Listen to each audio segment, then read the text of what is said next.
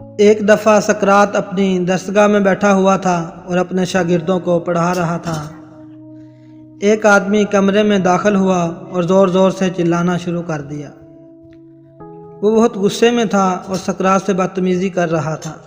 تم لوگوں کو کیا الٹی الٹی باتیں سکھاتے رہتے ہو؟ معصوم لوگوں کی زندگیاں خراب کر رہے ہو۔ اس آدمی کی بدتمیزی بڑھتی ہی جا رہی تھی۔ سقراط کے شاگردوں کو غصہ آ رہا تھا۔ سقراط بڑے تحمل اور خاموشی سے اس کی باتیں سنتا رہا اور جواب میں ایک لفظ بھی نہیں کہا۔ آخر وہ آدمی عجیب نظروں سے سقراط کو دیکھتا ہوا چلا گیا۔ اس کے جانے کے بعد ایک شاگرد سے رہا نہ گیا اور اس نے سقراط سے پوچھا کہ آپ خاموش کیوں رہے؟ آپ نے اس کی بدتمیزی کا جواب کیوں نہیں دیا؟ سقراط نے مسکراتے ہوئے سوال کیا، اگر کوئی آپ کے لیے تحفہ لے کر آئے اور آپ اسے قبول نہ کریں تو پھر وہ تحفہ کس کا ہوگا؟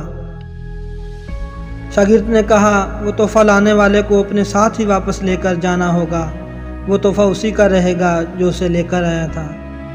سقراط نے کہا، بالکل اسی طرح اس آدمی نے آ کر میرے ساتھ الٹی سیدھی باتیں کرنا شروع کر دی، میری انسلٹ کرنے لگا، لیکن میں خاموش رہا، میں نے اس کی باتوں کو نظر انداز کر دیا۔ آخر وہ آدمی شرمندہ ہو کر واپس چلا گیا اور وہ ساری باتیں جو اس آدمی نے کی تھی انہیں اپنے ساتھ واپس لے کر گیا ہے۔ دوستو، ہمیشہ یاد رکھیں، خاموشی سے بڑا کوئی جواب نہیں اور معاف کر دینے سے بہتر کوئی سزا نہیں۔